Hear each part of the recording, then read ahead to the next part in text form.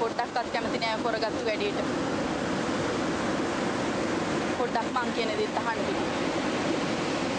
කවදාවත් එහෙම අහන එකක් නෑ.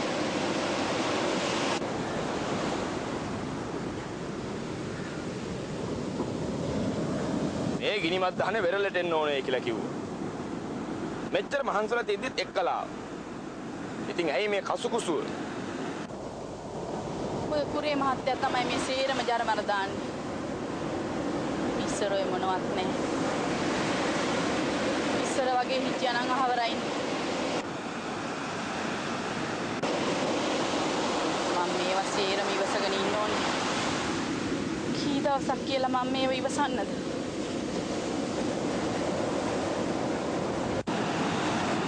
අලුගඟේ දියබුන් ගහපු කාලයට අපිට ආයිමත් යන්න බෑ පොඩිනෝනේ. අපි මේ පාගන්නේ කරිජ්ජ. මන් දන්න කෙහෙල් මල් කරිජ්ජක් නෑ. මේ සේරම මට දැන් තීත්ත වෙලා තියෙන්නේ.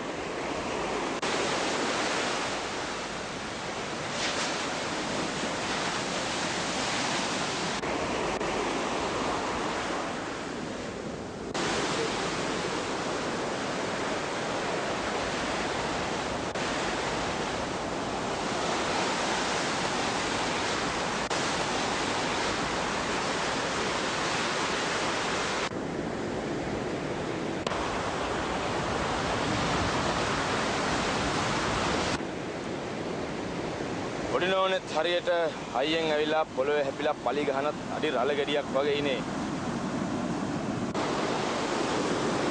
පලි ගැහුවම අදි. එදා ඉඳලම කොරේ හිතුවක්කාර වැඩනේ.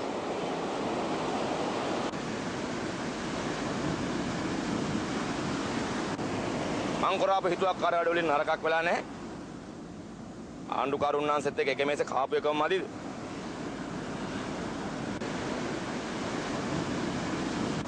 හැමෝටම කරන්න පුළුවන් වැඩ දවුවා. ආලෝක මුදලාලි මහත්තයා කියලා මට මේව හැමදාම හිතේ තද කරගෙන ඉන්න පුළුවන්ද?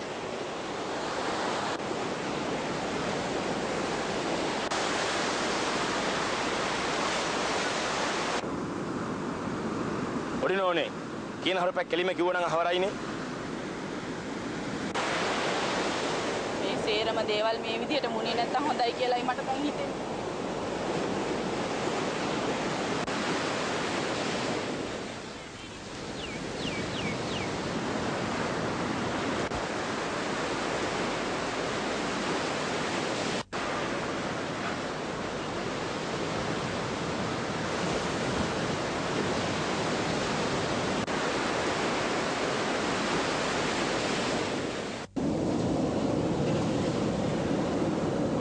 ඔළුවේ කෙසුත් සුදු වෙගෙන ආයෙන්නේ.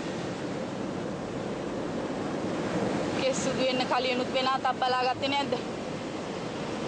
මං හින්දා යොසුවා මිසක්කා. ගෙදර ඉන්නේ හාව හඳ දැක්කා වගේ. එදා ඉඳලා මම මොකද කෙරුවේ? ලොකු ගෙවල් වල තුන්තුෙන් එහාට මෙහාට ඇවිද්දා මිසක්කා. වෙන මොනවද ඉතින්? ඉස්සෙල්ලා වෙන මිනිස්සු නොකරපු මහ වැඩ කරන මිනිහානේ. මේ සේරගම හිලව් වලට දුක්සුසුම් ගන්නේ කවුද?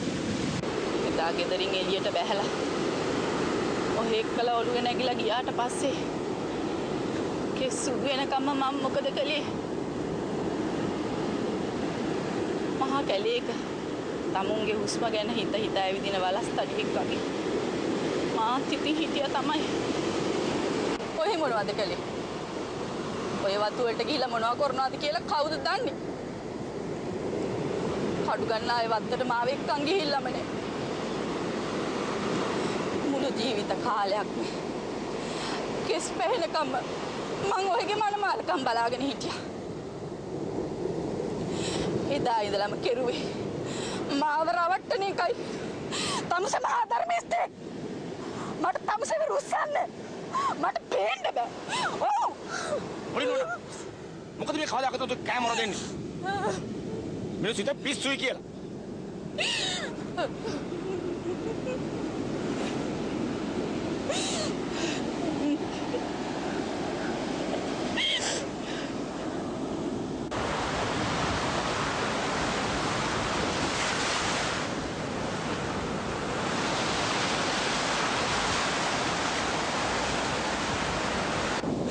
ඔව් මට පිස්සු තමයි.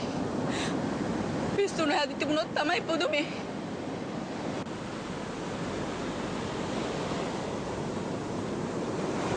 කියන්න තියෙන දේ ගෙදර ගිහින් කියන්න බැයිද? ආයිත් යන්නේ නෑ මං. මට ඕනේ නෑ. තවදුරටත් එක වහලක් යට මට ඉන්න බැරුවා. කුරු තේරිස් අයියේ. ඇයි මාව රැවට්ටුවේ?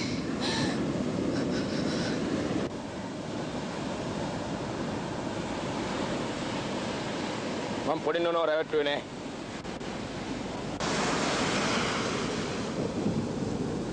සේරම කරලා ආගමටත් ගියා. කුරුතේරිස් අයියා විතරක් ආගමට ගියා නම් කාරිනේ. ළමයි ටිකත් ආගමට හැරෙව්වා.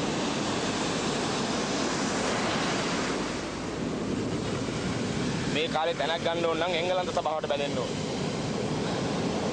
දැන් බලන්න. අග්‍රාණුකාරුන් වහන්සේත් මාව අඳුරනවා. ඔල්ලෝ දෙන ඉගෙන ගන්න එංගලන්ත. මේ සේරම මං ඉවස දරාගෙන හිටියා. ආගමට යන්න තීන්දුව කළේ මගෙන් අහලා. ඇහුවත් වැඩක් නැති බව මම දන්නවා. ඒකට කාරේ. මට මැරෙන තුරා නිස්කලංක වෙන්නේ නැද්ද? මට කරදර කරන්න එපා.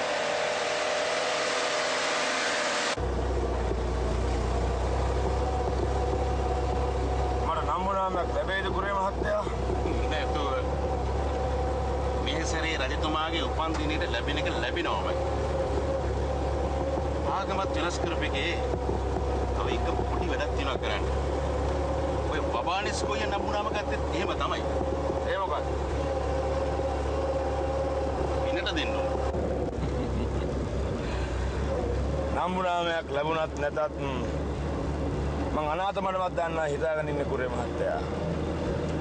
අර ගලහවත්තෙන් කොටහක් මං එකට වෙන් කරන්න හිතාගෙන ඉන්නේ.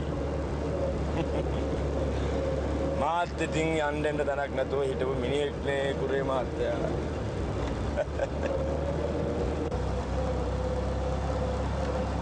මුදලායන මහත්තයාගේ හාමිනේ මේ වැඩ පිළිවෙලට ඉතින් සතුරු නෑ වගේ පේන්නේ. ඔඩනෝන හුඟක් වෙනස් වෙලා කුරේ මහත්තයා. ගෑණියෙකුට ඕන කරන දේ දෙයියෝ තමයි දන්නේ. අහවල් එකක් වෙලා. ඇයි ඉන්න බැරි හිතේ සන්තෝෂෙන්. ඕන කරන්නේ මොකද්ද? හැමදේම තියෙනවා අතේ දුරින්. තව වෙන මොනවද ඉල්ලන්නේ? මට තේරෙන්නේ නැහැ කුරේ මහත්තයා.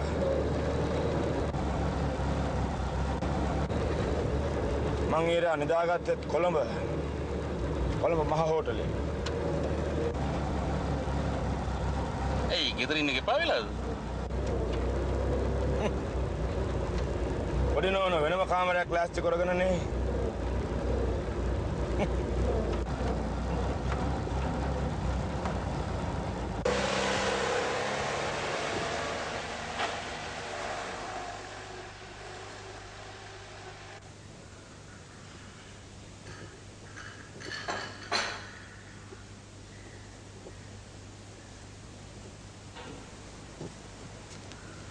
මැසියාගේ මිනිබිරිගේ කොටහලුවට පොඩි නෝනා ගියේ නැහැ කියලා හරියට ආඩපාඩි කිව්වා.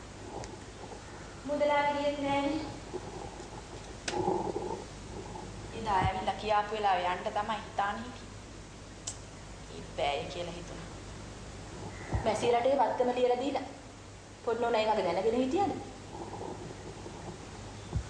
මගෙන් අහලා කරන්නේ ඉතින් ඕවා මගේ දේවල් නෙවෙයි නියම්මේ. මැසියාලට දැන් ඉතින් මොනවයින් අඩුවක්ද? මම හොඳට සැලකුවා. මුදලාලි එනකල් කියලා මග බලාගෙන හිටියේ.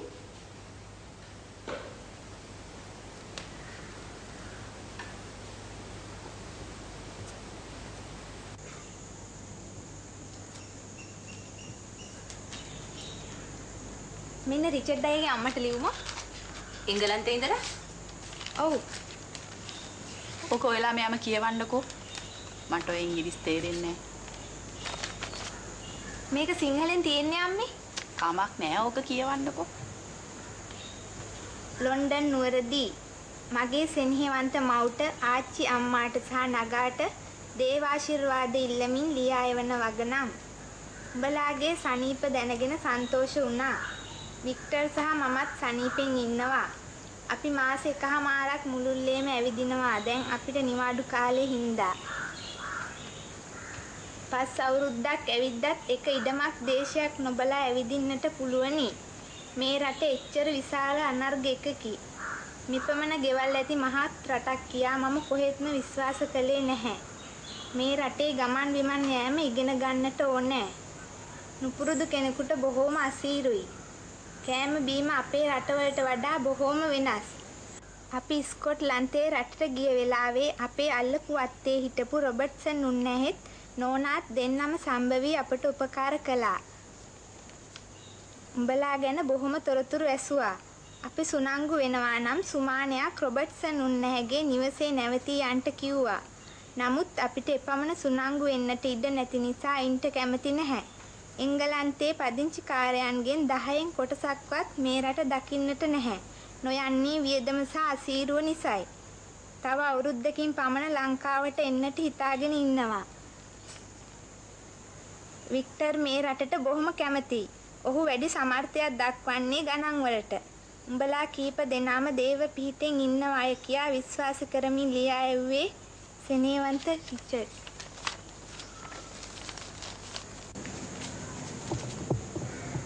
දුව පොඩ්ඩක් කොහොම ඉන්න?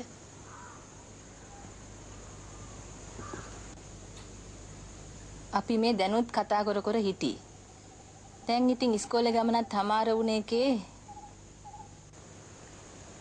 කුරේ මහත්තයාගේ පුතා ලබන සුමාන එංගලන්තේ ඉඳලා එනවලු. දොස්තර විභාගෙත් පාස් වෙලාලු.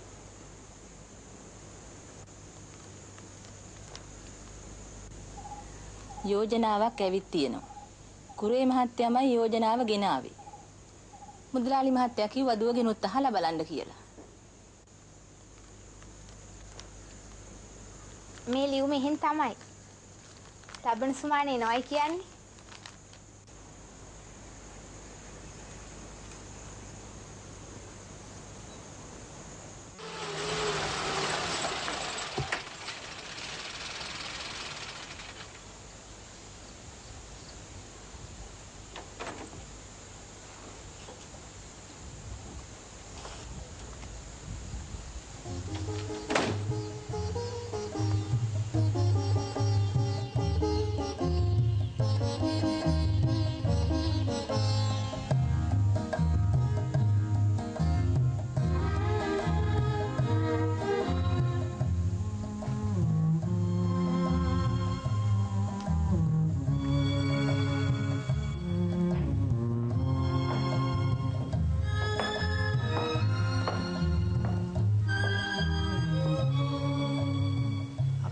ගෙදරටම එනකන් දන්නේ නැහනේ. මොකද අඳුර ගන්න බැරුව. පොඩි නෝනේ අපි කොච්චරනම් එකට වී කොටලැද්ද? ඉතින් වාඩි වෙන්නේ නැද්ද? යම්කු ටිකක් ඇතුළට. කෝ ළමයි දෙන්න හැම නැද්ද? දුවලම දෙන්නෙක්නේ පොඩි නෝනේ. මට ආරංචි. නිමුල්ලු නේද? ඔව්. දැන් අවුරුදු 18ක ලොකු ළමයි. පල්ලෙහා තියෙන හොඳ දොල. අද හොඳට පායන හින්දා ලොකු දුව සීතා කියවන්න නාගෙන ඉන්න කියලා. මේ පොඩි නෝනේ මේ පැත්තේ ආවේ. මේ ඉඩම ගත්ත දවස්වල මම මෙහි ඇවිල්ලා තියෙනවා. ඊට පස්සේ උනේ කොළඹට වෙලා තට්ට තනියම හිටපු එකනේ. කෝකුරු තේරිස් අයියා. නුවර ගියා. නුවර කොලීජියකට බිල්ඩිමක් හදලා දුන්නානේ. අද ඒක විවෘත කරනවා. ඒජන් තුන්නාන්සෙත් එනවා. ඉතින් හෙලන්ලා ගියේ නෑ. මුදලාලි මහත්තයත් එක්ක මම මේ ගෙදරින් පිට කොහෙවත් යන්නේ නෑ. ඉතින් ළමයි දෙන්නට හරි යන්න තිබුණනේ. පොඩි දුවරානේ. එයා නම් ඔන්න ගියා. පොඩි නෝනාගේ පුතාලා දෙන්නම එංගලන්තෙලු නේද? ඔව්. ඒ දෙන්න මෙහි ඉගෙන ගන්නවා.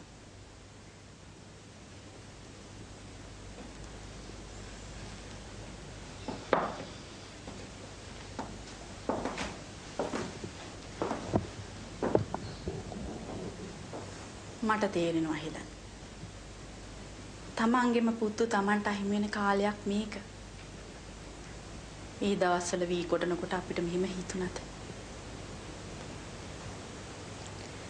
ලොකු මහත් වුණාට පස්සේ මට එක දවසක්වත් දැක බලා ගන්න බැරි වුණානේ පොඩි නෝනේ. මේක නම් මහා කරුමක්කාර ජීවිතයක් හෙලන්. කොණ්ඩේ පැහැෙනකන් අපි මොකද කළේ? කාගේ හරි බෙරපදයකට නටන නැට්ටුවෙක් වගේ. අපිත් ඉතින් අඩව ඇල්ලුවා. හේ වුණාට ලැබුණු පඳුරක් නන්නේ.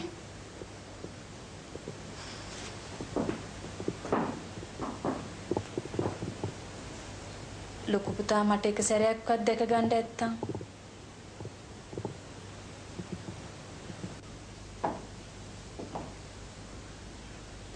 රිචඩ් එළියමනක් කියවලා තිබුණා. වික්ටර් ආයිත් ලංකාවට එන්නේ නැතිලු. සුදු ගෑනු කෙනෙක් බැඳගෙන.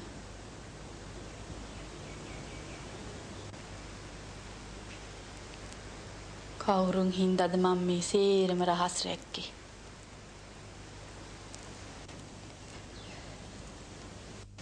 අම්මේ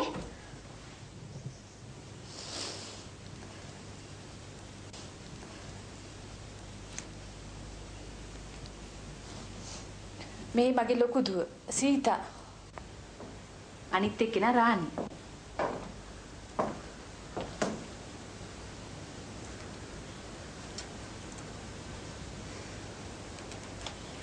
දැන් ඉතින් නුවර යන්න තියනවා කිව්වා නේද? කාලා ලෑස්තුණා නම් වෙලාව හරියයිනේ. පොඩ්ඩක් කොහොම ඉන්න. ඔය ළමයින්ගේ අම්මයි මායි එකම ගම්පලාතේ එකට හැදුණු වැඩුණු උදවිය.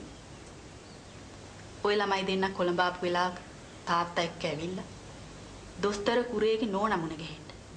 ඒ ඔය ළමයින්ගේ අක්කා.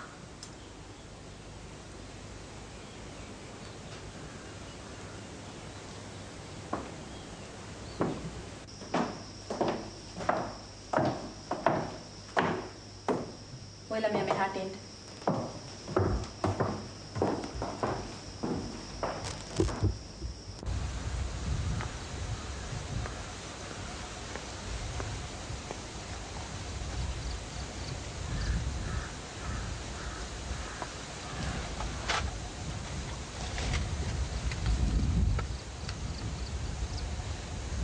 මට දුක මේකයි. මම ආපහු ඔය ළමයින්ගේ වයසට හෙට ගියත් මේ කරපු සේරම දේවල් ඒ විදිහටම කරාවි.